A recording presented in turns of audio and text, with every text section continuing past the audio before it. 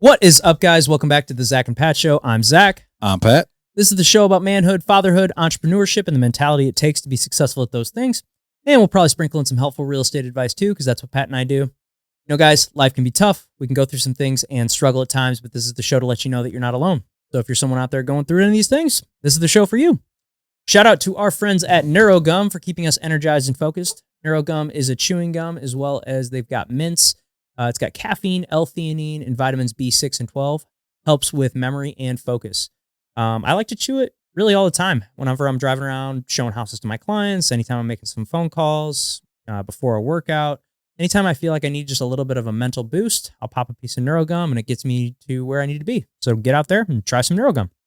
Also, shout out to our people over at Captain Beer Co. We got the perfect guest in our in studio today for this. But Captain Beer Co. They make great products for your beard: beard balms, butters, oils, face wash, beard wash. They also make amazing smelling candles and body wash. And the great thing about it is it's made with all natural ingredients. So if you're looking for something a great company to help support beard care and beard growth, check out Captain Beard Co. And if you use the promo code Zach and Pat, you will get 10% off your purchase. All right. Now to introduce before I introduce the guest, I would like to ask anybody that's been watching the show for any length of time, if you've been paying attention to us, if you've seen any of our clips and you've gotten anything out of it, we would love it if you could subscribe for us. We're a newer podcast, lots of growing pains for sure here, and we're just kind of figuring it out as we go. So, if you could do us a favor and hit that subscribe button, we'd really appreciate it. Now to introduce our awesome guest today. He's a friend of mine from high school. We're really going to get into a journey that he just went on. I'm not gonna get into it right here. I'm going to let him tell you. The great and powerful Ryan DePriest. Hi there. Welcome, Thanks sir. for having me, guys. So excited when he told me that we were getting you on and a little bit about your journey. We had another guest on talking about his journey and the things that he did, and really excited to hear about this. Awesome. Yeah, it was a wild ride. I can't wait to tell you guys. Yeah. Trying to wrap my head around it myself. So, well, I guess let's what did you do, Ryan? All right. So, let's do a brief overview. Jump right in. Then right. we can circle back and kind of you can tell people a little bit about you. So this summer, I started on May 1st. I hiked the entire length of the Appalachian Trail. It took me 156 days. It's just about 2,200 miles. It goes across 14 states from Georgia to Maine. It was a wild ride. I met a lot of really good people. I learned a lot about myself. I learned so much just about the outdoors and about the world in general. And it was really the most rewarding experience in my life. And I'm so glad I did it. And I maybe want to do it again one day. Who knows? What was your why behind the trip? A why? So my little brother, 2017, he did the whole trail. So me and him, we never really grew up outdoorsy or anything. He took like a outdoors class in college and kind of fell in love with camping. And he went and did the thru hike 2017 and finished. And unfortunately, he passed away in April of 2022. Yeah, thank you. And so that kind of inspired me to want to do that. So after his funeral that spring, I went with my dad to Amicalola Falls State Park. It's a park in Georgia where the trail begins. And we spread his ashes in the waterfall. And that's kind of where I first got the idea that maybe this would be something I want to do. Cause I was like, man, I really want to go to the end and, get his ashes up to the top. So I'm like, initially I was like, dude, I'll fly there. We'll climb a mountain, dump the ashes. It'd be really special, Now I'm like, man, that's not how he got there. It doesn't really it just felt like cheating. It felt like a shortcut, It didn't sit well. Exactly. So then my next plan was kind of, let's do a little backpacking trip. Like, I don't know how to backpack or anything, but let's figure this out. And the final phase of the trail is called the 100-mile wilderness. It's in Maine. That's a 100-mile stretch going to the end of the trail that there's no road crossings. There's no anything. You're on your own. They tell you bring 10 days of supplies. There's no relief. So that was kind of my goal. So I started planning that a little bit.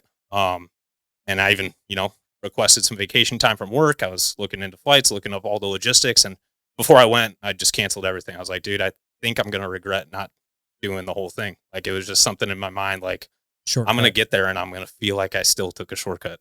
That's not how he got there. He did the whole thing. So I canceled that. I was like, I don't know when I'm going to do this. Realistically, I had no idea when I was going to have 5-6 months available to do this. Right. So I'm like, hell, even if it's when I retire, the ashes can sit on my dresser until then, and it'll get done eventually. And here we are 2 years later, and I made it happen. So That's awesome. Dude, You know, that's incredible. it definitely skyrocketed my priority list pretty quick. I'm like, how do I make this happen? It was all I was thinking about all day. So I'm like, let's go do it, or else I'll regret it. Well, how do you prepare for something like this? So my job, I was managing a retail store up in Wisconsin, and I didn't really plan on doing it until about February, when we had our annual, like, kind of all company meeting. Some culture changes were happening that I wasn't exactly thrilled with. I'm like, it is February, like spring's about to come, and that's kind of the time you have to start the trail in order to get up north before winter. So I was like, okay, maybe I want to do this. I started looking more into it, and I just finally pulled the trigger. So that added up well, timing wise, for me to want to do it. So I didn't really have a whole lot of training going into it. I just kind of watched some YouTube, went on some day hikes, and I did do a couple overnight backpacking just to learn how the backpack and the tent and all that stuff operates. But as far as training wise, I really didn't do a whole lot. My initial plan for 2024 was to do a 70.3 Ironman. So I was like, I kind of spent the winter, shedding some weight, getting my leg strength up. So that also just really worked out to where it all ended up being successful. Right? So you went in pretty much raw. Yeah. Wow, It was. I didn't that's really know even what more to impressing. expect. That's yeah. awesome. Dude, that's insane. Well, if we could, so can we talk about your brother? How did he pass away, or what was kind of? So he committed suicide. That was in April, and it was a tough thing. And it's one of those things where it's like, it wasn't an accident, right? It wasn't anything. And as an older brother, you really start thinking. How much older? 3 years. He was 3 years younger than me. So yeah, you really, as an older brother, you start thinking, in what ways did I fail? What could I have done differently? What could I have, and I struggled with that for, quite a good amount of time. Who wouldn't? And, and so I really wanted to just see, this was his favorite thing that he ever did. I know he was so happy when he spoke about it. He was so happy when he was out here. He consistently, made trips back to the eastern part of the country to, he had friends all over the place, so he was always coming back to it. So I really wanted to see like what he found in it, and see if I could just connect with him in that way. And, and definitely just get some things off my chest. I thought some solitude would be good. I thought just being in the place that he loved the best and being able to connect with it that way, and just really forgive myself for, some things that were maybe hanging over my head, and be able to really get some closure. And I think I succeeded in that way. Yeah, sounds like a very spiritual journey. Yeah. Did you feel him, like feel his presence with you along the way? Oh yeah. That's So awesome. so I was carrying his ashes. It was in a little Tylenol container, right, the whole time. And it was a little heavy. I had a lot, and it's funny. So while you're hiking out there, you're really conscious of the weight of your backpack and all that stuff. So I kind of just started spreading his ashes in some special spots that had a special meaning to me, and I kind of felt him there. I was like, it also gets my pack a little lighter. Like he'd understand. And in the first part of the trail, you're hanging your food in the trees, trying to avoid bears and whatnot. And it's like sometimes you're in a campsite where you can't really find any rocks or anything. So it's like, well, the ashes work for that too, So like he would understand. Yeah. So that's awesome. it was cool, man. Well, let's. Yeah. No, you go ahead. I was gonna say, let's dive into it. So you Sure. started in Georgia.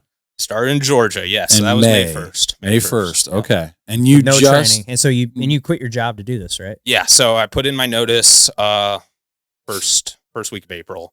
I gave them, 3 weeks heads up. I done around, I think April 19th was my last day. Kind of spent 10 days or so moving into a storage unit here in St. Louis. Stuff's still there. Got to organize that. Came back down, spent a week with my family, and then my mom and dad drove me down to Georgia to get going. That's crazy. Yeah. That's awesome. And you were planning on just doing this solo. Yeah. So quite honestly, I mean, I would say 95% of the people out there are doing this solo. It's pretty hard to find a friend that has 5 months available. Yeah. So I mean, but there's a pretty good social network that we'll dive into that where like it's you're doing it solo, but you're around people every day. Yeah. So it's not just complete isolation. Yeah. So just to give a little roundup of the trail in itself, it's 2,200 miles. Goes Georgia, North Carolina, Tennessee, Virginia, Maryland, or Virginia, West Virginia, Maryland, Pennsylvania, Jersey, New York, Connecticut, Massachusetts, Vermont, New Hampshire. So it's 2,200 miles. Each state has varying lengths and whatnot. The most time you spend is in Virginia, which is almost 600 miles. You're dealing with a lot of varying weather, a lot of varying conditions, a lot of, making gear changes based on what's going on with the terrain and all that. And, you know, a lot of it I was just learning as I went, man. Say, Yeah, dude. you learn on the fly. Yeah. Wow. So, Yeah. I mean, before this, you said you'd done a couple like day trips. Like you'd never done like. So I did 2 1-night overnights. Okay. So hiking to a campsite, putting up my tent, hiking back to my car, you know, Okay. and those would be 5 to 6 miles, you know, nothing really intense. But my very first one was down in Florida, and actually the entire time it was sideways rain downpour. Like, and that was my very first time doing it. I'm like, dude, if that wasn't that bad. Like, I don't think it's going to get worse than that. Like, it's like, I made it work. Like, I'm here, like everything's wet, but like the sun comes out today. Like I can dry it out, you know? So I was like, did it get worse than that? Yeah. Yeah. But I was just like, dude, if I can handle that, like what else? Like, let's go. Like, I still had fun. I still enjoyed it. And I was like, dude, it was just a different type of challenge, challenge I wasn't exactly even like ready for. I was like, okay, well, there's gonna be a lot of varying things being thrown my way. And I was looking forward to the challenge of just kind of trying to conquer it. It's insane. All right. So you start in May, and like, what's that first day or two like? So I would say it took me till about day 2 or 3 to really fully realize, hey, I'm going to be doing this for a while. Like, did you know it was going to take you as long as it did? I did. Okay. So getting up north in Maine gets very cold in October. So the final terminus is in Baxter State Park. It's at the summit of Mount Katahdin in Baxter State Park. And that state park actually closes on October 15th. So it's like, and that can vary a little bit depending on weather. So I really like didn't want to get to the end and have it close 2 days before I get there, and then and go that whole way, and you can't just go like the last. Yeah. And it's bit. and they say, like, fuck it, I'm gonna sneak into this shit. In this you fence. figure it out. Yeah.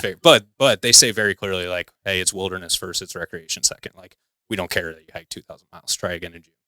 But again, you know, and it's just like, okay, so starting May, it was a short time period. This hike typically takes, I think, on average 6 months. I did it in 5 months, 3 days. So I did have to move a little bit, and I knew that starting in May. Most people start mid to late March, maybe early April. So I kind of knew I had to be moving from the beginning. So that's where I really looked at it as a little bit more of an endurance challenge at the beginning instead of, you know, diving into the social scene, diving into, you know, I was just like, hey, well, I'm going to do this.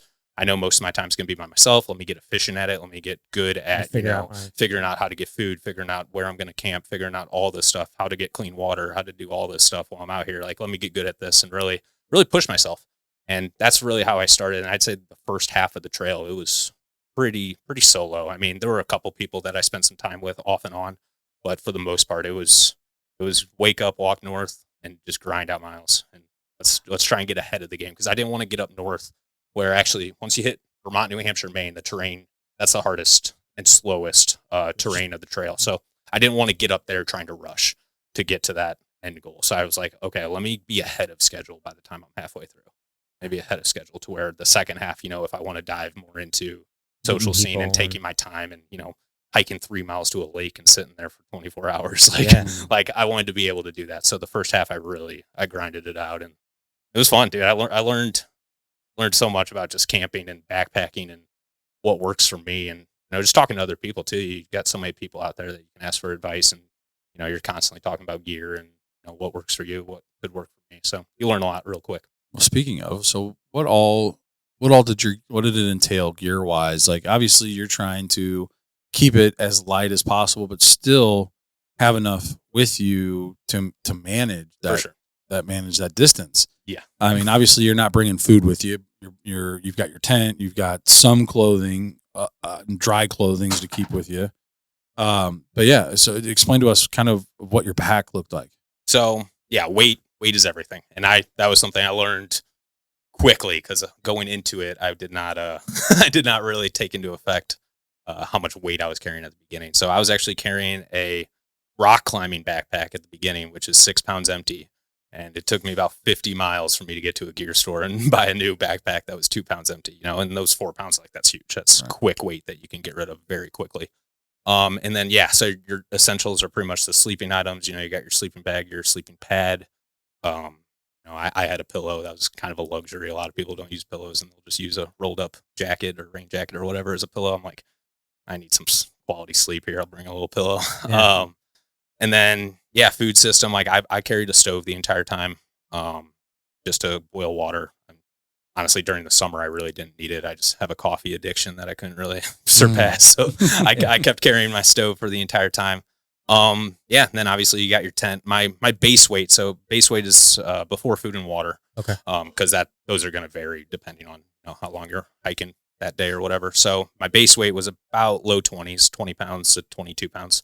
And then, you're typically carrying about 3 pounds of food per day until your next resupply stop, which you resupply pretty much every 3 to 4 days. I'd say you come to a road crossing where hopefully there's a grocery store walkable, or you stick your thumb out and Good Samaritan drives by and takes you to the grocery store, and you can buy another 3 days worth of protein bars. Oh, okay. So is that what you were living on? Like, what was your food? Yeah. So, I mean, you get little like rice sides that you can boil water and cook real quick. A lot of protein bars, a lot of tortillas, peanut butter for protein.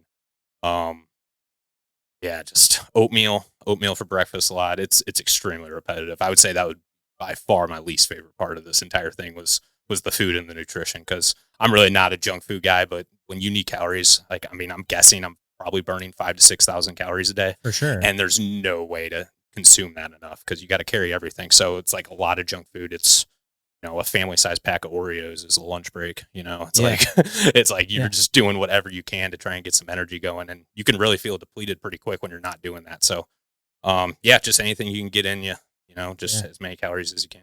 Now, I was going to go ahead. A couple, like, do people go out there and like bring their like a bow and arrow, or like hunt, or like fish, or is that an option? So a lot of my friends asked me that, and I did tell them I was hunting.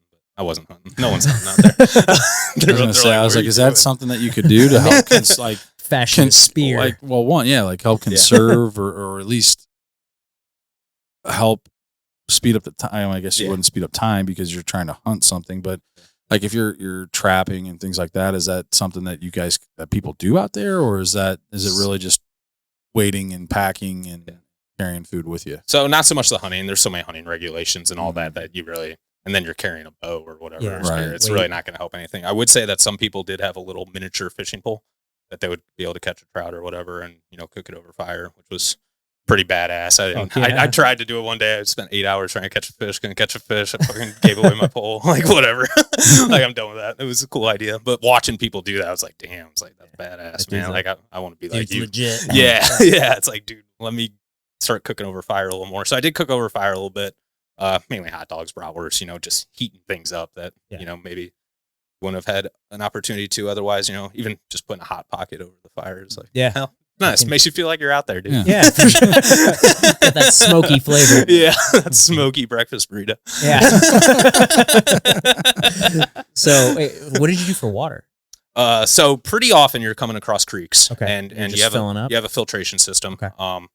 So water coming in at 2.2 pounds per liter is one of the heaviest things you're going to carry. So you really kind of map out when the next water crossing is going to be and pretty much try and carry as minimal as much as you can, so we call it cameling up. Pretty much you're sitting at the water source, drinking until you hurt so that you potentially don't have to carry as much to the next water source.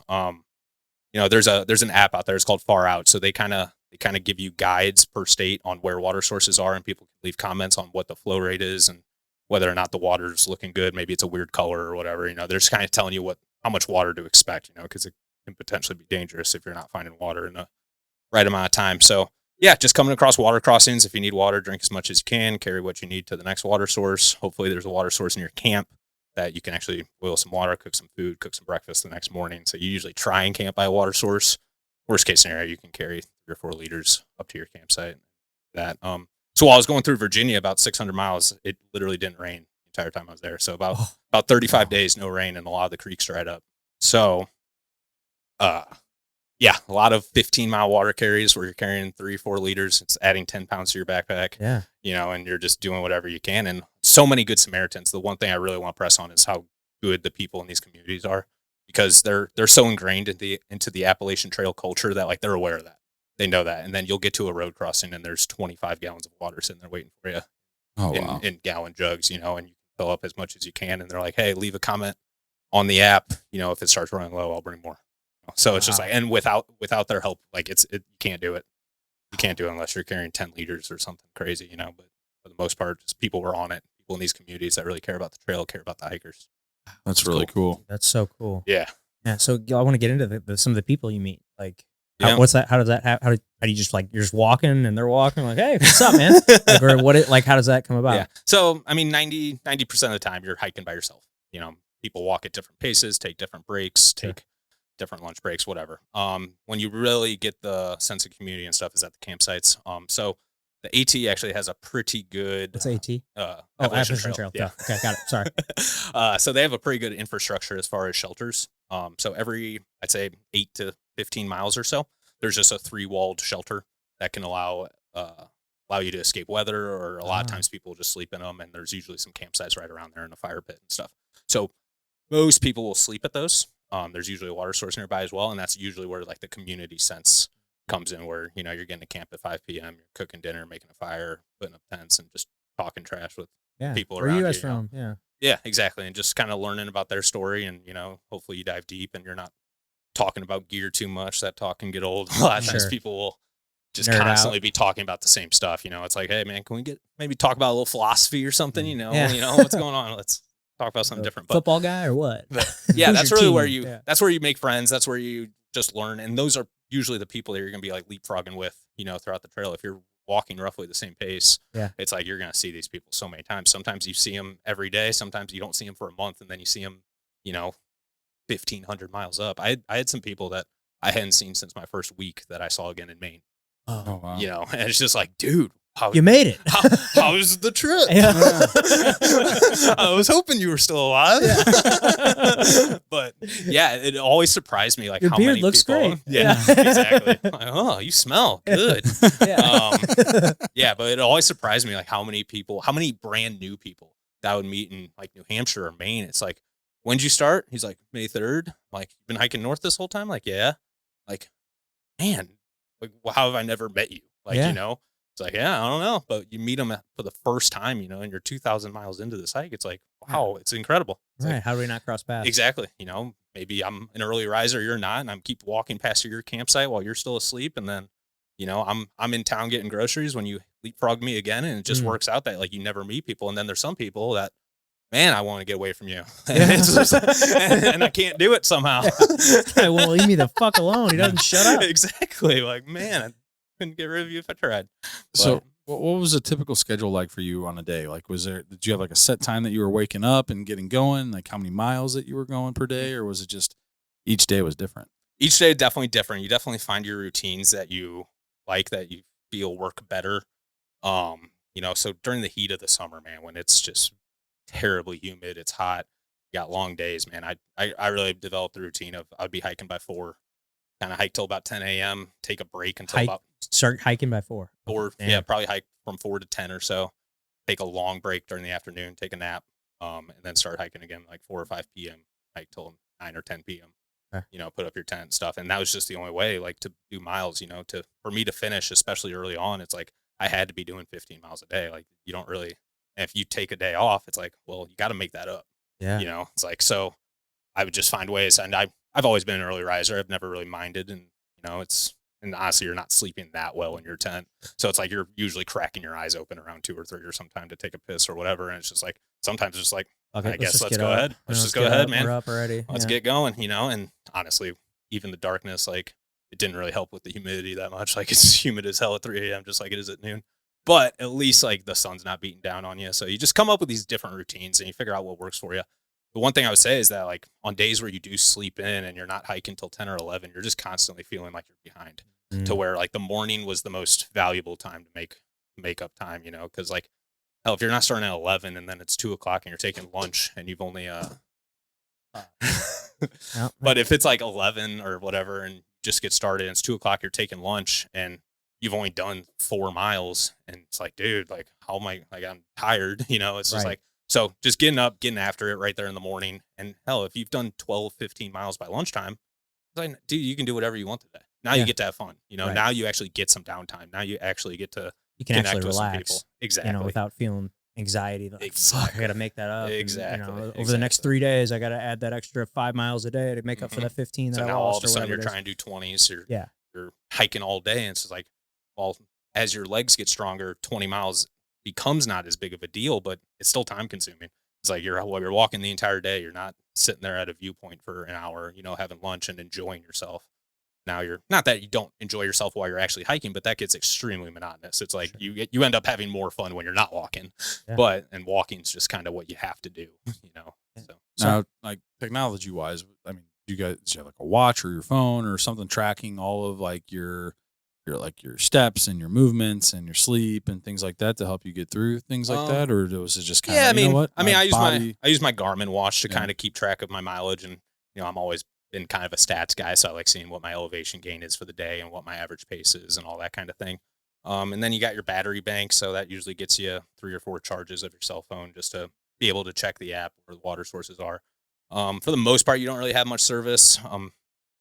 When the East Coast is so populated that you're pretty close to towns most of the time, so sometimes you can get a few bars and be able to check on things that you need and Google where the restaurants are in the town and stuff, just to kind of prepare ahead. But for the most part, you're kind of just out there, and electronics wise, you want your battery bank because you don't want to be in danger if you have no power at all. But for the most part, you don't something really need happens, you need to call for help. Yeah, the watch was handy. It was fun to keep stats. I wouldn't say it was essential. Now, did you take any video equipment or anything like that, or was it just your phone? And it was just my phone, iPhone pictures, man. Just taking pictures every day when I see a cool mushroom or whatever, just staring at trees like, whoa, that's tall, And but I mean, some people had some serious camera equipment, GoPros, that type of thing. So many people are out there, making YouTube documentaries. Yeah. And I love photography. I love taking nature photos. I mean, I was really considering getting a nice camera and bringing it out, and I'm so thankful that I did not. Like, it's weight and it's a liability. It's like, man, you drop this thing, like, fuck, I just dropped a $1,500 camera. And being out there in the woods, like, that's not the time to learn either. I'm just like, it's just like, dude, you got so many things going on. I had so many things to learn. Photography doesn't need to be one of them, right? Especially going in with like very little training and know-how. Damn. So like logistically, like, did you have like I guess it might be a dumb question, but is there like only just like one way to go? You go north or you can go south. Like trails, no, I mean like is there like trails, through it? Gotcha. So there are the AT is covered with white blazes, right? So there's a little white blaze on a tree or on a rock or whatever, just kind of showing you that you're still going the right direction. Because especially when you're in like a national park or a state forest or whatever, there might be some side trails that intersected and they just don't want you going the wrong way. So you got these white blazes. So any side trail will usually have a blue blaze. You call it blue blazing. If you're taking like a shortcut around, like, which people do, I wanted to hike the AT, so for the most part I stayed on the AT, but there are options to kind of go around a mountain. Kind of like going skiing, you got your black and blue and that white diamond stuff. And you can kind of take shortcuts and stuff. Like, I mean, I spent 99% of my time easily on the AT, but there are some alternate routes where some of them are actually cooler, like I wasn't afraid to go take one, if this one leads to a waterfall and you get to walk around along a nice flowing river for 10 miles instead of going up a mountain and back down to a summit that doesn't have a view. It's like, well, that sounds more fun. Yeah. Like, I have no problem doing that. I wasn't committed that every step needs to be the AT. Most of it was the AT, but if you can make a good case why a different side trail is more fun to get north, like, would the side trail like have like a description of like what is ahead? It's all kind of on the app. So you download the map as well, so you can kind of see the maps of the trails. You're like, hey, if we go left here, it'll actually intersect with the AT again in 12 miles, and like that way has 3 waterfalls and a bunch of water. This way has a mountain to no view. And then you just walk back down. It's like, well, that sounds better. Definitely the water. Like that sounds better. Waterfalls. Like, that sounds I'll take that. Climbing a mountain. Exactly. Yeah. Some people, they call it purism, where it's like, oh, every step wasn't on the AT or whatever. It's sure. Like, dude, I'm connecting my footpath to Georgia to Maine. That was what was important to me. Sure. Some people do get lazy and maybe get a ride up north. And it's like, and I mean, you're doing it for you're doing it for your brother. Who knows what, did he veer off at one point? It's like, do you know what he took? Did he talk to you about like the paths that he took or anything, really. Like deviations that he might have done? I wish I like understood the AT more when he was explaining it to me, because a lot of it was as cool as I thought it was. I didn't really ever at that point picture myself doing it. So like paying attention to the little details really wasn't a top priority. I'm like, dude, that's awesome that he did it. That's incredible. I'm so amazed. But like, I wasn't there. Like, it's hard to know, like, hey, you loved this little small town in Virginia.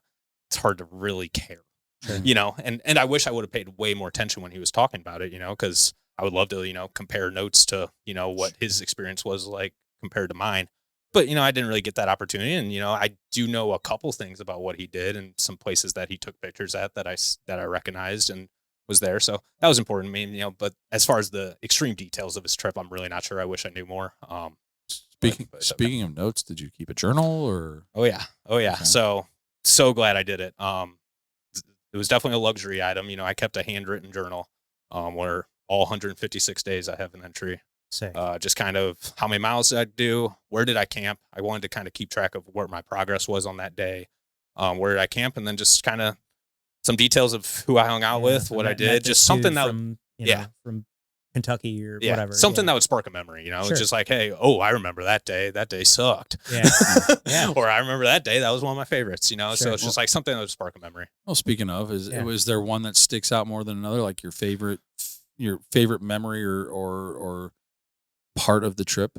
So yeah, they're all so different. I'll say one day that really stands out. It's in New Hampshire. It's in the White Mountain National Forest in New Hampshire. Most beautiful area of, I didn't even know it existed before I started hiking in it. And it's incredible. So it's called the Presidential Traverse.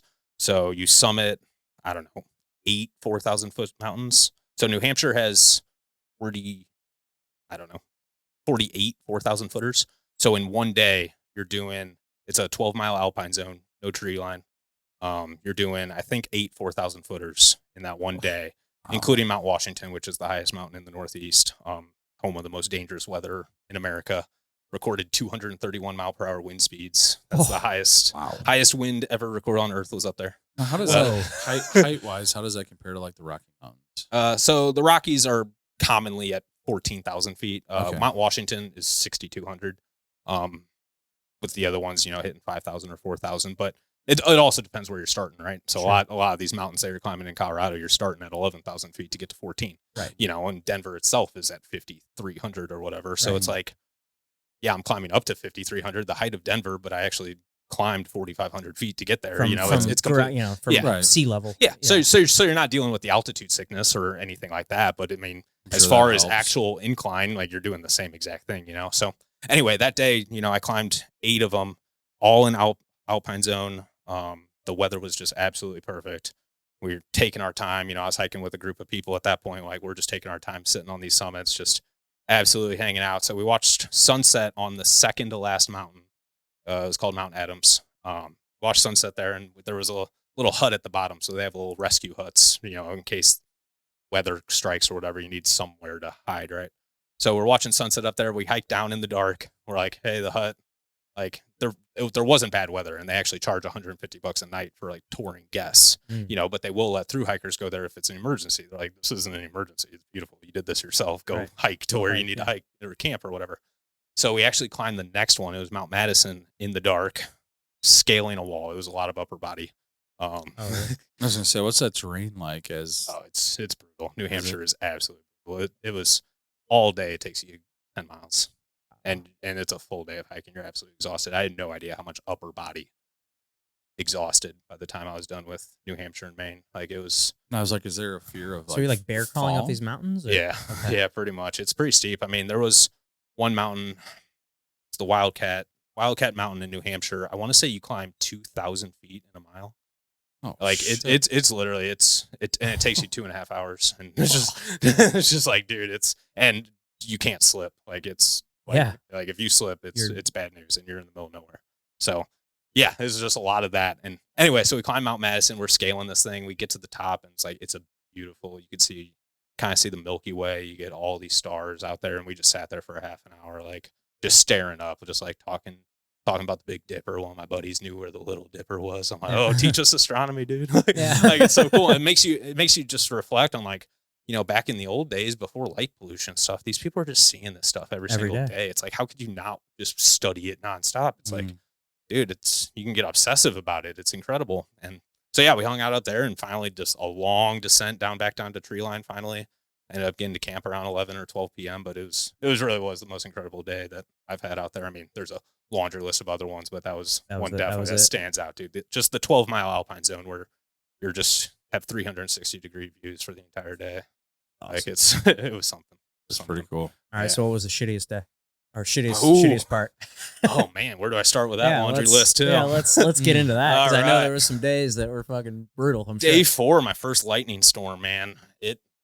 Okay, actually, that one I was at least safely in a tent. So that one, like, machine gun bullets were hitting my tent with rain, dude. Like, it was so loud. I'm holding my tent down. I'm like, dude, I don't really know if I staked this thing down very well. Yeah. Like, I was in my sleeping clothes. Like, I put on all my hiking clothes. I put on my hiking boots. Like, I put on everything. Like, I was ready for this tent to blow down the mountain. I'm like, hey, if that happens, what's my game plan? Like, let's be ready if this thing doesn't stay. And so I just put on all my clothes, packed my bag. I'm just sitting there in my tent while my world's lighting up with lightning. I'm just like, okay, well, if it goes, like, I got to walk backwards 2 miles. I think there's a shelter back there, and I'm going to run. Just find a way to get your tent in your bag. Just who cares? You don't need to fold it up. Just stuff it in there and run 2 miles backwards. So that was that day. That was like day 4. That really reminded me that Mother Nature was playing this game too. I'm like, hey, don't take anything. Fuck around. Yeah, don't take anything for granted. Another wild lightning experience. I'm camped out at the top of a summit. And we kind of see this. I'm with 2 other guys, and we kind of see like the thunderstorm kind of rolling in. It's like just after sunset. We're like, that's not coming near us, right? So we all kind of get in our tents. All of a sudden, we're kind of hearing it, so we're all hopping out of the tents. Like, you don't want to be up in an alpine zone, really, at all. Like, especially during not rain, but especially not lightning. So it's like, okay, so we're looking at the storm kind of rolling in. It's getting closer and closer. Like, I was definitely in my head thinking like we should leave. Yeah. And then finally, one guy like, hey, I think I'm packing up. And then the other 2 of us were like, yep, me too. Let's go. Yeah. So tent in the pack is as fast as you can. Like, I put my tent away and then I help the other guy. I'm like, hey, man, it's go time. It's go time because, it's coming. And then by the time tents were in the bag, we ran about 2 miles to tree line, lightning all around us, just pouring down rain. It was the most adrenaline I think I've ever had in my life. Like, thinking it was all ending right there and just sprinting down there. I gave one of my buddies an edible for the first time. That was not the right night to do that.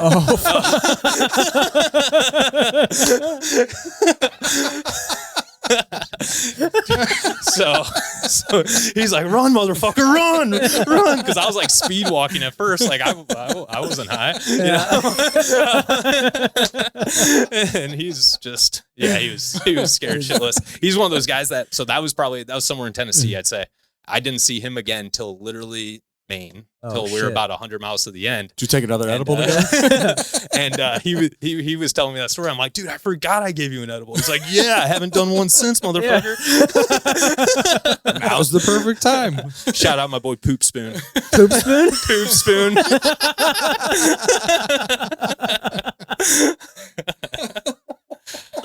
Oh, fuck. But yeah, lightning, definitely don't want to fuck around with that. Other hard days, I mean, the heat was freaking brutal, dude. The heat was absolutely exhausting when we didn't have water for most of Virginia, and just dealing with the heat, man. I had some serious dehydration, I think, going on at some points where I was taking a break every 100 steps. Like, I just could not get over this mountain. I'm like, I'm kind of running out of water. Like, there's no water until I get down this mountain. Like, it's at the summits, there's not water sources, So yeah, just kind of dealing with all that stuff and just trying to make the best decisions that you can, and you don't really know, like, every situation's so different that, like, it's just kind of assess what's going on and control what you can control, and everything will probably be okay. You'll figure it out. Well, one of the things that we like to talk about on the show is mentality that it takes to do certain things. Mm-hmm. Like, what's your mentality like, or what would you say is the biggest lesson you learned mentally, and then like what's going through your mind each and every day as you're going on this journey? So yeah, mentality is huge. I mean, I definitely had the motivation of, going on my journey, getting my brother's ashes up there to where, I was never going to quit. Quitting was not an option. I was kind of going into it like, hey, I hope this is fun, but this is probably going to suck. And just kind of a good mentality to have. Yeah. Any bit of fun that I had was kind of a plus. It was a bonus, and I think that's where a lot of people kind of failed, where they were thinking this was going to be fun, but it might suck, and kind of having that. So I learned to get comfortable with the uncomfortable very quickly. Like at the beginning, you have these hard days where it won't stop raining. Everything you have is wet, and you're just thinking, man, this is terrible. But it's like, dude, the next day is usually pretty good. The sun comes out at 70 degrees, and you got a lake that you can go soak your feet in and just hang out and have some good food, and and just hang out with good people. And just kind of realizing that there was a good day right around the corner. Maybe it wasn't tomorrow, maybe it wasn't the next day, but there's going to be another good day around the corner. So it really stops you from getting too hung up about how miserable you are in the moment. Like just knowing that it's temporary, and, so I was hiking with this guy, his name was John. And in the Smoky Mountains, he quit. So the Smoky Mountains is about 200 miles in. You go through Smoky Mountain National Park for 80 miles or so. And like I was hiking with him for a couple days, and we got to, and it was just downpouring. It was the most miserable stretch I've had. It was probably 5 straight days of rain. And I had just sent home my heavy sleeping bag because it was so hot before then. I'm like, oh, I don't need this. Let's save some weight, and I'll have a lighter little. You say you sent it home, like you went into town and like mailed it home? Yeah, okay. mailed it at the post office. I'm like, I don't want to throw it away, obviously. Sure, It's yeah, like I'm going to need it up just- in the north. But yeah, so it's like I was so cold.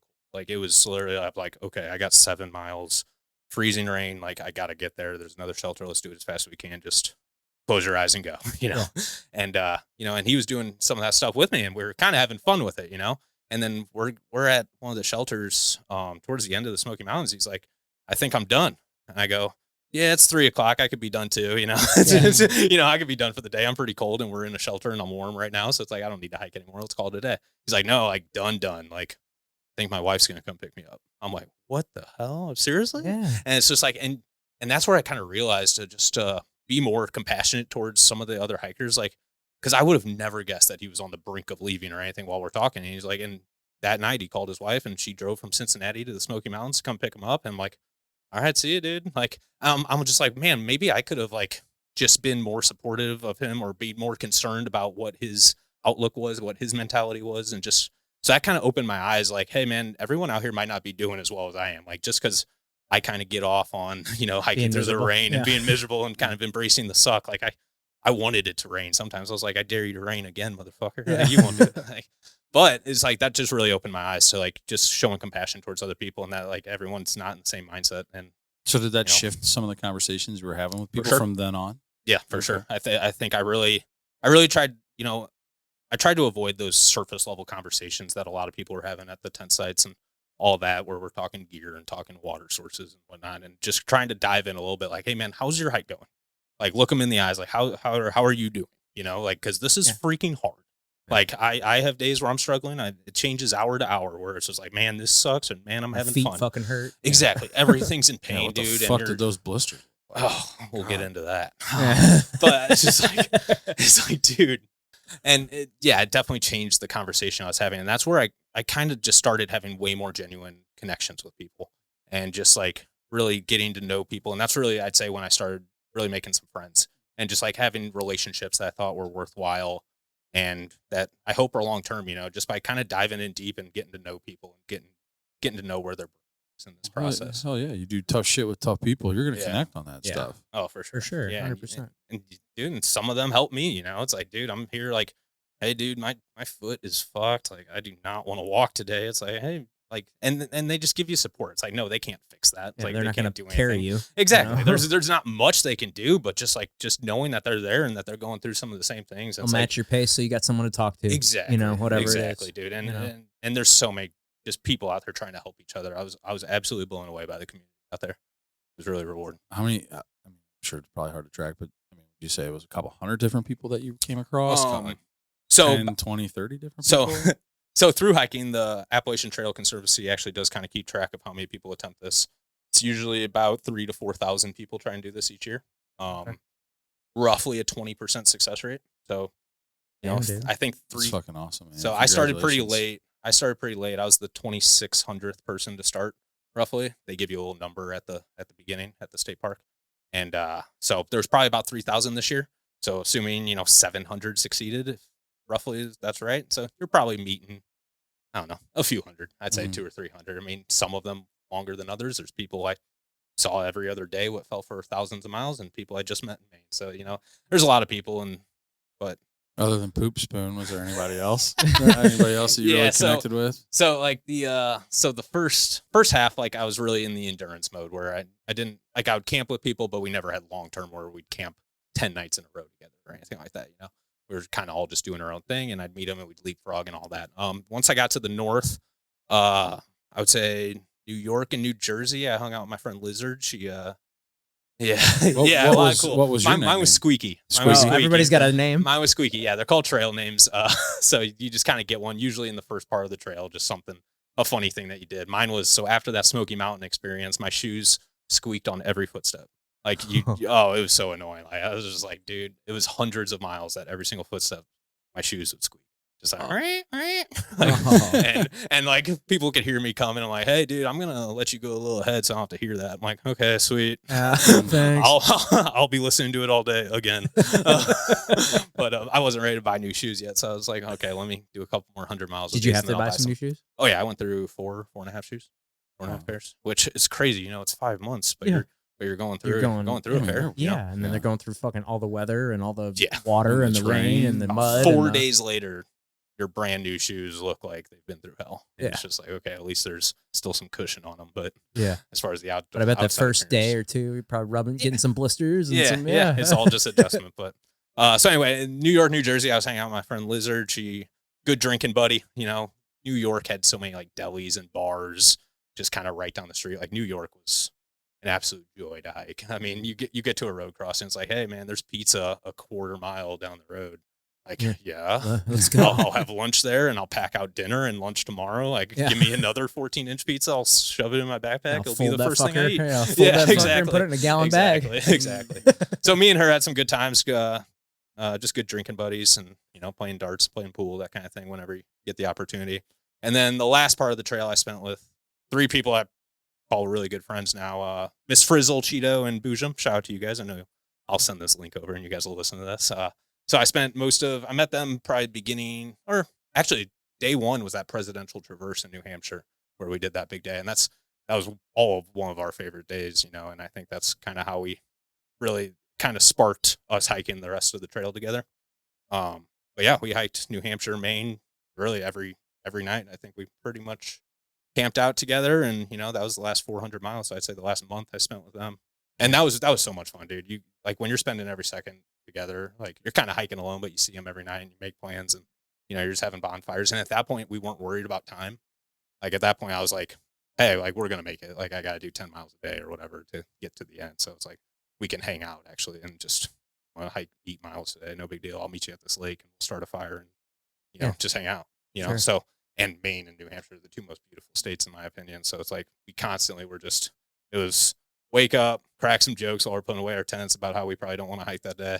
And then, you know, go find a lake, have lunch, go find another lake, set up camp. It's 3 p.m., make a bonfire, eat some food, joke around, smoke some weed, like just chill.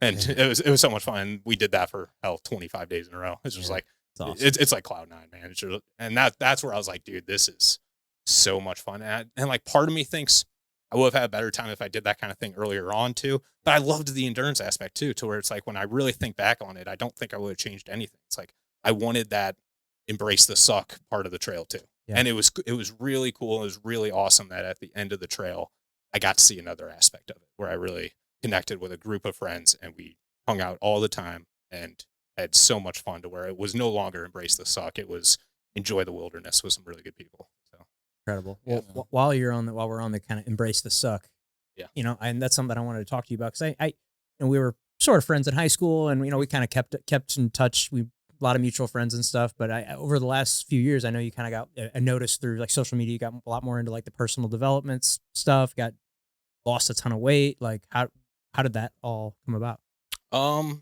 David Goggins. Yeah. Quite honestly, man.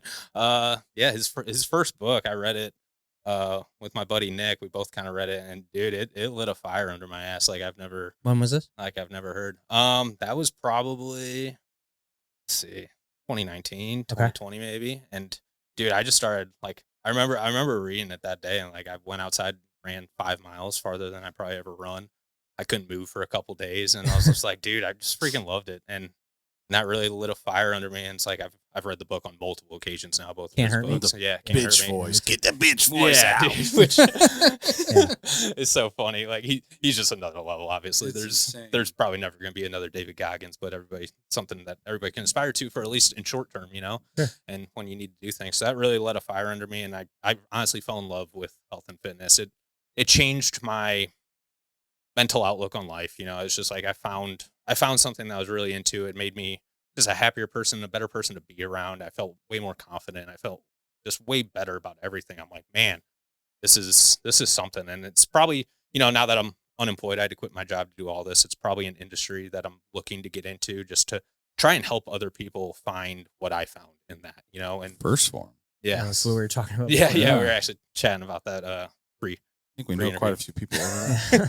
Yeah. But yeah, so that's something I definitely want to get into. And I think it's also an aspect where my previous job was retail management, and I was in golf retail, and, I was hiring a lot of 18, 20, 22 area people who, I don't know how much you guys know about golf, but golf fanatics are obsessed with golf. Like it goes 0 to 100 real quick. Oh yeah. And when I'm hiring these kids that are like, Ryan, I just want to make golf my career. Like, what do I want? What do I have to do? I'll do anything. Like, I want to work my ass off, and how do I make this a job? And, and I had these connections with these different vendors, and I was able to just like tell them, hey dude, work hard. And like, all these sales reps are coming through the building all the time. Like, show them that you know what you're doing, show them that you understand the product, show them that you're willing to learn, and they'll hire you. You can move out to Arizona with Ping, or you can go to California with Callaway. And seeing that through my last 6 years with the company, of people constantly like fulfilling their dream of what and making them happy. It's like, dude, that was the most rewarding thing that I've ever been able to do. So I was like, okay, how do I find a career path where like I can have that feeling where it's like, I love it, and I'm constantly seeing other people's success and just lighten up their life, and, just making them so happy. And I really just think the health and fitness, industry would be somewhere where I could have that feeling way more often than, sure. And You got one of the best stories that you could possibly tell to embrace that, and then enhance what you're talking about. Mm-hmm. So yeah, it's you do hard things, man. Motivational speaking. Fuck. Yeah. Shit. You're Amazing, pumping me up dude. to go fucking I know. It makes me want to go do it. I just Zach and Pat along the Appalachian Trail. We'll do a little podcast around the fire every night. All right, well, you're getting a little. We'll have a third person carrying all this shit. Murph. Yeah, Murph, where you at? You're getting a good taste of what it was really like out there. God, It's man. not all sunshine and roses. No, that would be, Dude, man. it's incredible. Yeah, well, with kids, man. There's no way in hell. There's no way in hell I could be away from my kids for 6 months. That's what we were talking about. So. He's like, you were at the beginning. You were like, just I have nothing that was tying me to other than my job. To you were able to kind of go do this. And and everything going on with my family. It's like I knew I wanted to, move back and spend some time with both my parents. Kind of recently retired. My sister's got 2 kids. I got 2 little nephews now. I freaking love them. Love spending time. I'm like, why am I in Milwaukee running a retail store? It's like I could do that anywhere I want. It's like let's. Well, now you've got that thing. You got that thing to do with your nephews too. Like that's a bond that you can build over this story, and then teaching them along the way. Like that's so cool. Well, sure. It doesn't have to be hiking the Appalachian Trail, but you but- fucking know how to camp. Probably better than most people. Oh, yeah. That's for sure. Oh yeah, we got them a little Fisher Price tent that they There can you set go. up in the living room, and it's funny FaceTiming with them and stuff. They couldn't really say Appalachian, so we just called it the Apple Trail. The Apple Trail. like Uncle Ryan's on the Apple Trail. He's on the Apple Trail. I'm like, where the fuck did we get apples? Yeah. What's that movie, The Ringer? Yeah. The fuck did we get ice cream? I'm sure apples would have been great on that Oh trail. yeah, man, Yeah. very perishable. Get Yeah, them quick. Water, just throw them right in the Carbs, sugar, everything you need right then and there. Yeah, dude. Oh man. So, one other thing I forgot to ask. So, showering. Did you shower all the whole time, or you just like? You can bathe in the river a little bit if you find a little deeper pool. So they do have hostels kind of spread out amongst these small towns, which, like, these small towns are fantastic. Like, growing up in St. Louis, I lived in Jacksonville, Florida, Orlando, Florida, Milwaukee. Like, I've always kind of been in big cities, and I've never really had a long-term time in a small town like that. And just seeing the love and care that these small towns have for you. Like, I got invited I'd hitchhike with people, and they'd invite me to their house to shower and do laundry. It's like, hey, yeah, you stink. Like, you want to come over and clean up? Like, and that happened on multiple occasions. A good example, like, I was in a little town called Atkins, Virginia. Probably less than 1,000 people. I don't even know. And this lady had put her phone number up on the app. It's like, hey, yeah, if you guys need anything, I just love helping hikers or whatever. And I was waiting on a package that was going to the post office that Monday, and it was a Sunday morning. I was rolling into town, so I had to wait for the post office, so I just kind of had a day to kill. And so I texted her. I was like, hey, I don't really need anything. I'm just kind of wondering, is there anything to do in this town? Like, how do I spend a day? And she's like, well, I'll pick you up and we can go to church. I'm like, All right. So Yeah. I went to church with a little old lady. She's probably 80 or 90 years old. And wow. she brought me to the church. She literally introduced me to 100 people. Like, and she bought me McDonald's breakfast, brought me to church, introduced me to 100 people. Great service. Brought me back, made me lunch, ate spaghetti for dinner, made me breakfast in the morning, drove me to the post office, drove me back to the trail. And it was one of the deepest connections I've actually had with somebody. Wow. She was the nicest lady. Her husband had through hiked the AT in 1989.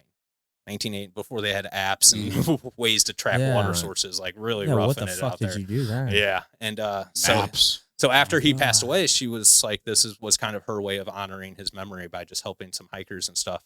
And so I really dove deep into, some life philosophy with her and what she's, I love learning from older people that, I think life experience is the best teacher.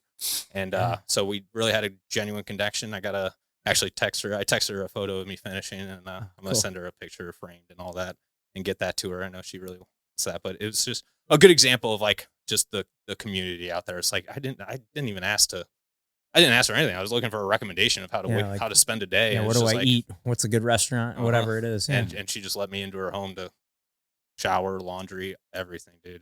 And that happened multiple times. Not always to that extent, but just when you throw your thumb out, it's like you never know what that person's gonna offer you or be willing to for you. Yeah. So you were hitchhiking several times? Yeah. So that's just so I can picture it. So like you're on the trail, and then like I guess you get to like a point where you can like veer off and like there's a road. Yep. Okay. Yeah. So literally the trail on one side of the road, and then there's another white blaze just saying, "Hey, just go across the road." And then you're like, "Oh, look," and then I can look on my map and exactly. See, exactly. So and then you're kind of looking like, "Hey, maybe 7 miles down this road, there's a grocery store, and I need some food." So it's like you don't want to walk 7 miles there, 7 miles back. It's like that's an entire day.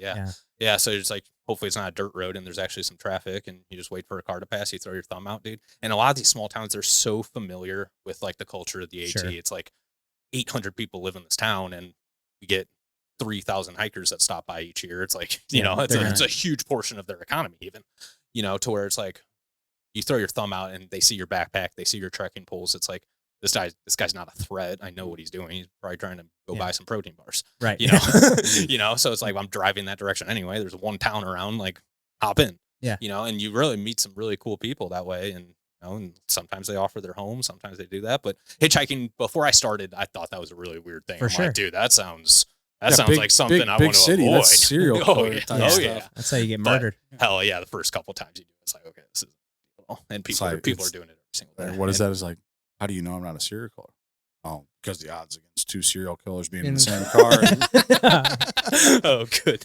Yeah, I never had a sketchy one or anything. I mean, bunch of just nice people. Right. There was a guy that had a huge ass knife like attached to his armrest, but I think that was for his protection, like not to do anything.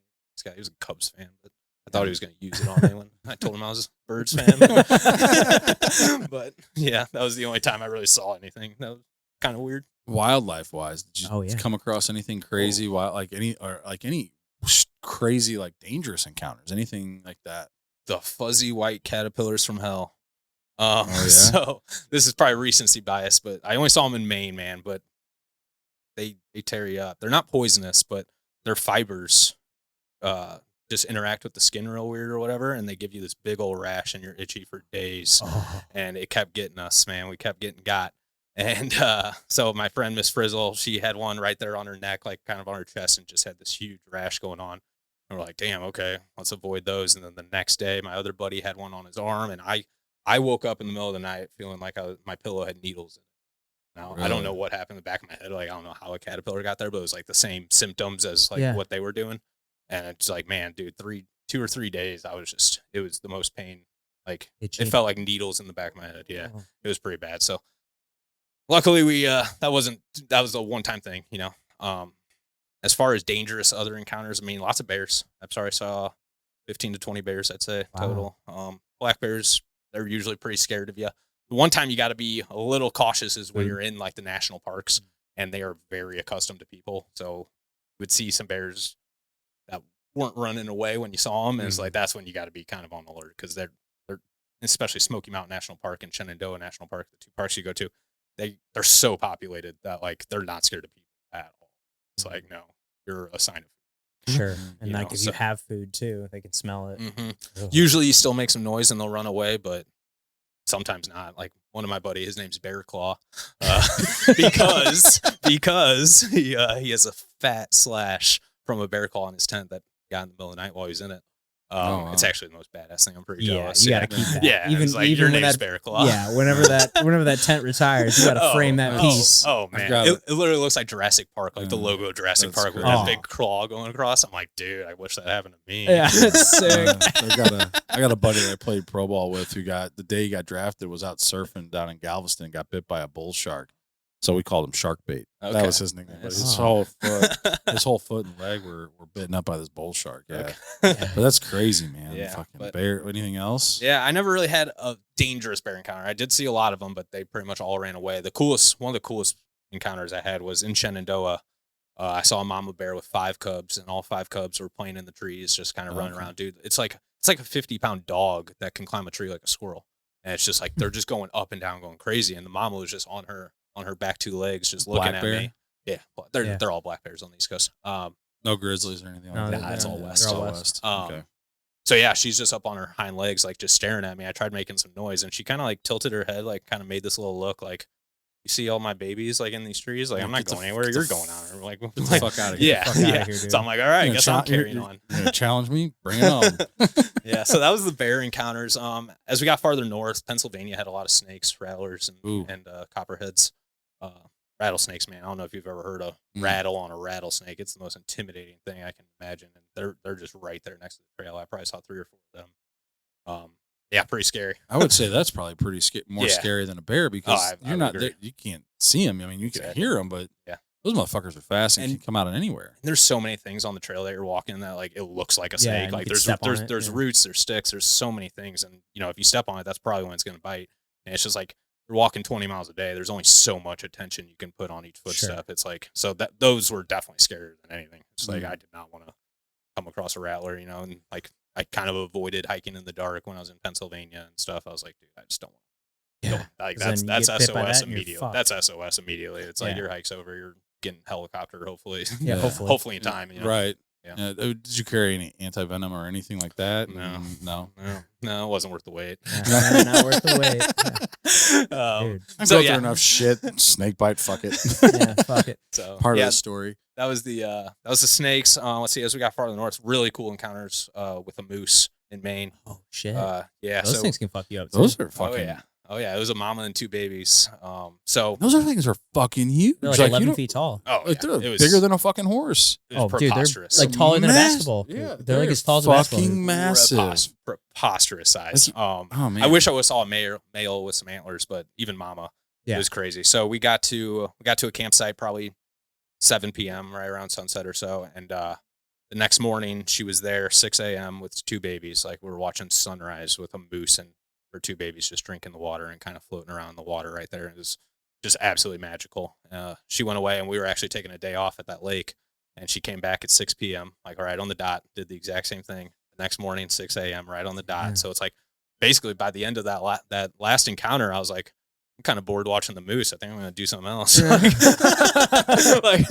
and I feel extremely so fortunate regular. for that. Yeah. And that was the only moose. So I'm so glad that happened. Like, I mean, everyone kind of prays that they see a moose while they're out there, you know, Oh, hopefully sure. from a safe distance, but a lot of people didn't, you know. Yeah. So I'm like, oh, I got 3 encounters. Sure, it was the same moose, but whatever. Yeah, Wow. I've seen videos of just like stomping, like Oh yeah. I can't remember what it was, but it just They're Yeah. just fucking they're aggressive. so big. Yeah. She knew we were there. She didn't. She look at us and just kind of keep doing what she was doing, and she was so close too. She was maybe 20 or 30 feet away. About deer, seen any big? Lots of big- deers, lots yeah. of deers. Yeah, that was like every day in the south. Or I mean, elk or no elk, deers. Let's see. any big deer, like point wise. No, No. mainly females, honestly. Really? Big bucks. Yeah. Yeah, and the those with our national cars parks all the again, time. they're super friendly with people. You know, they're Yeah. not scared. Some Yeah. of the other parts they would kind of run away more quickly.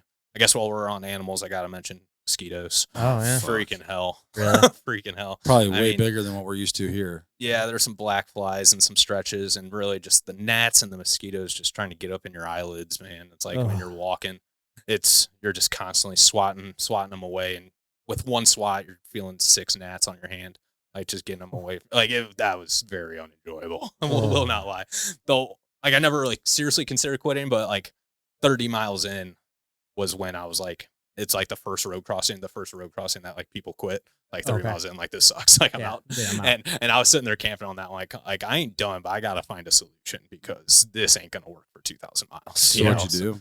Just loaded up bug spray. Honestly, I would wear my cap and I would just deck the brim of my hat with bug spray. Okay. And just wear it forward, kind of low, and it really kept them out of your eyes. Out of your eyes, at least. You know, you're still getting bug bites every night, but at least that would help while you're walking, just having them away from you. You know, the second you sit down, coming back, but just keep it moving, outrun them a little bit. Now, did you track your weight like from when you started to when you finished? Yeah, so actually gained 8 pounds. Really? Oh, muscle, but sure. Dropped 2 pant sizes.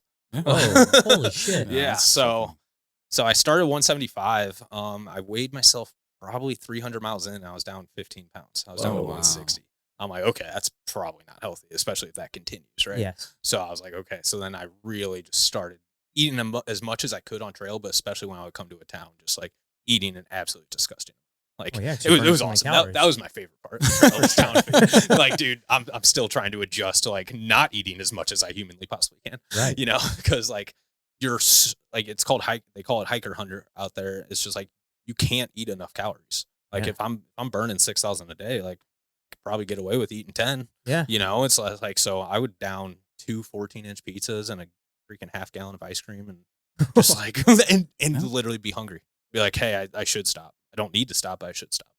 Like it's like nothing I've ever experienced before. I'm like, this is insane. Crazy. This is insane. Munchies from hell. Oh my god, dude. So I was like, I'm stoned a little bit sometimes too. Yeah, dude. It's just all just piles on. It's like, I mean, it's still like it affects your hiking. You're full. You know, it's like you just feel like it, but it's like, man, if I could always eat like that, it would be a real joy. Yeah.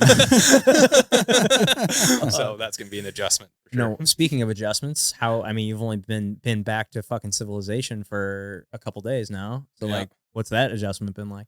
Dude, like life's complicated again. Like, and I'm not even like employed or anything and don't really have much going on. Like I kind of can lay around all day. I've been kind of nursing a calf injury, so I've just been hanging out. Yeah. It's like my body's like reacting like, what are we doing? Are we not walking anymore? What's going on here? We're just sitting too much. Yeah. Yeah. So it's like, I'm definitely slowly integrating back to society, I guess. I mean, like yesterday I laid around all day just because my leg and it was like, I didn't really have anything to do, but today just kind of driving over here and, driving a car again. Yeah. I went out to my storage unit to go just see what that looked like. I couldn't even remember. I'm like, oh, that's just boxes stacked to the ceiling. I'm like, okay, that's a project. Yeah. Maybe do that tomorrow. Yeah, we'll kick that down the road a little bit. Yeah, kick that down the road. Exactly. But yeah, it's definitely just different, man. Like 5 months, that becomes your normal. You know, that's completely your normal. And now anything but that is the weird thing. You know, you go on a weekend backpacking trip or a week or two. It's like, okay, the backpacking is the weird thing. And then you go back into your normal. It's like now it's just completely reversed where it's like, what do you mean I'm not waking up and just walking? Like it was so simple. The simplicity of life out there, I think I'm going to really miss. Like just simple things out here, just organizing, you know, my family coming up to see me in Maine when I finish. It's like, it's complicated. It's like, that was the most complicated thing I had done in 5 months. Just like coordinating where just coordinating like, hey, okay, your flight's coming into here and then you guys can drive to here and I'll meet you there. It's like, that's the most complicated thing I've done in 5 months. Like for the most part, I wake up and just walk north and eat, find some water, drink some water. Yeah. And just other than that, just have fun, just chill. You know, it might be difficult, but it's not complicated. Yeah.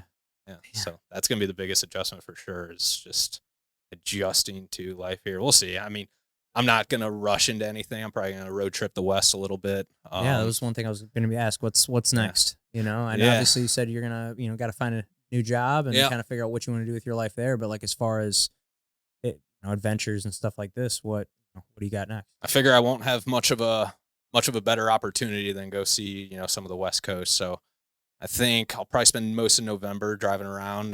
Probably car camping is going to be the most luxurious thing I can imagine. Sleeping, actually having access to a cooler and some firewood sounds pretty nice. Yeah. So yeah, I'll probably hop around Colorado for a bit, see Utah. I definitely want to go try and hike the entire Grand Canyon. Oh, that'd be cool. Could do that. And then I have never been to New Mexico, so hit some of the southern Rocky Mountains in New Mexico. Come back and, kind of go from there, and we'll see. Like I said, I want to hopefully get into the health and fitness industry a little bit. Yeah, dude, just excited. something I really learned from the trail is, dude, I'm just like so excited to attack my next goal with the same intensity that I attack that. It's just like by the end of it, Katahdin, and reaching the end, it didn't become the end. It became the beginning of something great that I'm really looking forward to. And do I know the details of exactly what that looks like? Not exactly, but you go out there thinking you're going to have all these deep thoughts and you're going to figure out all the answers to life and know exactly what you want to do and do that. And it's not the case, you're I don't know just if I would want walking to. around. I don't know if I would Yeah. want it to be that way. It Yeah. kind of would distract you from For sure. what's happening right then and there in front of you. Exactly. You want to be in the moment. It's a lot of alone time, so you want some deep thoughts. And some days I'd think deeper than others. Other days I just thought about how much I didn't want to walk anymore. It's just like, but you learn that, like, you learn the perspective. I would say my outlook on life and everything is just completely flipped to where it's like, man, whatever the challenge is that's coming up next, it's just like, there's not a single doubt in my mind that's like, it's going to be fantastic. And we're going to do everything we can to make it work. And we're going to get to our Katahdin, whatever it is. That and is. and it's just like, it's just dealing with the monotonous. This trip was extremely monotonous. It was so many different challenges. And it's just like, there's really nothing you can't do, man. Just kind of stay focused and one foot in the other. Yeah. You just answered. I was going to ask you, like, what was the biggest lesson or biggest thing that you learned from this trip? Just the people and your outlook at life, and just how glorious, like, just the people are. And just when you really dive into getting to know people and learning about their story, and everyone's got something to teach you. Everybody's your superior in some way, shape, or form, and you can learn something from them. And the more you're willing to dive into that, the more you're willing to learn and reflect on yourself and understand yourself as, a not perfect being, and be able to learn from other people. It's extremely rewarding and something I can't wait to carry with me the rest of my life. Now, and does this make you want to, like you mentioned, how complicated life has been, and just the few days that you've been back, and even towards the end of your trip, does it make you want to live a simpler life, like move out away from civilization and just kind of be out there on your own? Or is that something that you kind of picked up from that trip? Is that kind of what So I'd say that's something, I've definitely gone back and forth with so many people. So there are 3 long trails in the U.S., the Appalachian Trail being probably the most popular. The Pacific Crest Trail goes from the Mexico-California border up to past Seattle, up to the Canadian border. That's like 2,600 miles. And then there's also the Continental Divide Trail that goes from Glacier National Park in Montana at the Canadian border there down through Wyoming, Colorado, New Mexico, down to the Mexican. That's like 3,100. So a lot of people out there are like, ooh, I'm doing this one next and then this one. If you do all 3, you're called a triple crowner. So that's something that's been floating around in my mind. It's like, man, and already, just a couple days back, I'm like, what's the next one? Because while I was out there, I'm like, I think this is good. This is a lot of wear and tear on the body. I'm hurting every day. It's like, maybe I'll do some shorter ones or whatever. But now that I'm back, I'm like, okay, how can I make that work too? But at the same time, it's like, I don't know if I want to, being 31 years old now, it's like, I don't know if is that what I want my next 5 to 10 years to look like? Or do I want to go a different route to where it's kind of a pivotal decision, and trying to make that work with a family and a career would be very difficult, Yes. And, it's just, it's some pivotal decisions that I do have to make right now. And, I got all the confidence in the world that I'll make the right one, and we'll go from there. And if it results in shorter backpacking trips or whatever, it's just like, I just love being outside, man. It's okay if it's not 2,000 milers, Now, is this love of being outside just something from this trip, or have you always had a love for being outside? So I would say fall of 2021, I went on a camping trip with some buddies from high school, and we did Colorado, Utah, and then back to Denver. And it was like a 9-day, I think. And we kind of just had a different campsite each night. And I'm like, dude, this is the best vacation I've ever been on. Like, this beats going to a football game or whatever. It's like, this is way more cool. I'm like, and at that point I was like, okay, I think this is probably more the area that my future vacations are going to look like. Right. And then when my brother passed and I had all of his equipment, that's when I really kind of dove into like, okay, what's this backpacking thing about? Yeah. Like, you mean I don't have to go back to my car? I don't have to go back to my hotel or whatever, it's like, I can actually stay out there for, stretches at a time. So it's like, then I started watching YouTube and then just started going to national parks. I really started national park hopping over the last 2 years, and just, flying to a city, renting a car, seeing 4 national parks, driving back to the airport or whatever. And just really, and I'm like, dude, I freaking love all this, man. So it's definitely going to be a big part of my life going forward. Yeah, I love it. How long did it take your brother to finish it? Great question. Great question. Yeah, I'm not really sure. I know he kind of, so with the northern end closing in October, sometimes people kind of have to flip around if you're not going to make it on time and you still want to do it. So I know he got like to the New York area and then he kind of flipped up, went to Maine and started hiking south to try and finish those miles. So it was kind of, and then he flew out to Michigan to go on vacation with my family kind of there in the middle of the summer. And I think he flew into a different airport. So it was a big, I'm not exactly positive. I wish I could ask him, but you know, he got it done somehow. Sure. No, this might be a stupid question. Do people only go one way? Most people will go north. I would say 80 to 90% will go north. Mount Katahdin, the end in the north, is like this triumphant bastard. Sure, It's so you gotta, it's got the sign, so it's got the 360-degree summit, and just everybody looks forward to that's that. the one. The southern terminus, Springer Mountain in Georgia, is a plaque on a rock. so it's a little bit in that aspect. Like I thought it would be way cooler to finish in the north. Oh, Yeah, 100%. You know, I was just not sure. I was like, people like, are you walking and people are just coming by, or So walking south does have some advantages. Weather maybe. Weather window. So the Baxter State Park up in the north, it opens in June. So you do June, July, and you're pretty far north to where it's actually much more comfortable weather window. And then by the time you get down to the Virginia area, it's October and you get to walk like 1,000 miles following the fall colors. Yeah. So it's like, dude, that sounds incredible. Cool. I really only got, maybe the last couple weeks had some fall colors up in Maine, but for the most part, you don't really see that going north. There, it's like almost your entire trip is just walking with them. Like the leaves are changing as you walk. So that's pretty rewarding. But yeah, most people, I would definitely say go northbound. Some people like graduating college or something. If you graduate college in May, it might be too late to go north. So a lot of those people go south, though. Towards the end of the trail, you'll be passing with some people going southbound. It's definitely not popular. Sure, that makes sense. I mean, you'd go that long. I want the end to be like a fucking finale. Yeah. And the last 100 miles, the 100-mile wilderness is the kind of the pinnacle of like remoteness. I'd say like the entire state of Maine is really remote, but the last 100 miles, just you're out there 100 miles until the next road. So good luck. Be careful. Yeah. It's amazing. This incredible story, Ryan. I mean, thank you so much for coming on here, man. This has been incredible. Is there anything else we forgot to cover? Anything else you want to talk about? No, I think we pretty much covered it all. I appreciate being here, guys. Thank you so much for having me. It actually, like I told you before we were recording, like, I don't know how to explain this trip. Like, so many things went on. Like, when someone asked me, how's your trip? Like, I don't know where to begin, man. It's like, you can send them a link to this episode. Exactly. Yeah, well, hopefully, here, what's your number? I'll text you. Yeah. Well, hopefully this will be, your video diary of that. So, but before we let you go, we always like to end our show with one last thing. It's called the Tombstone Game. Here lies Ryan. What's it say on your tombstone? Wow. People. Just people. Care about people. Get to know people. That's why we're all here. And the more love and affection that you show for one another, life's hard.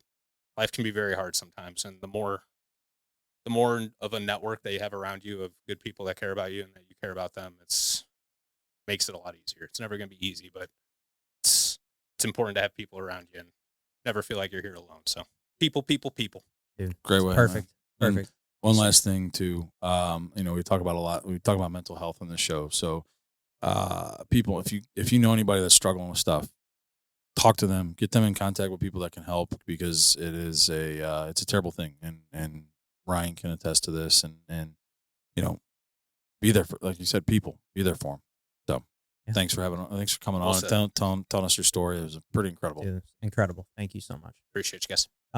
Well, guys, thank you guys so much for tuning into the show. If you guys enjoyed the episode, make sure to hit that like button. If you're not already subscribed, hit that subscribe button for us, and we will see you next time.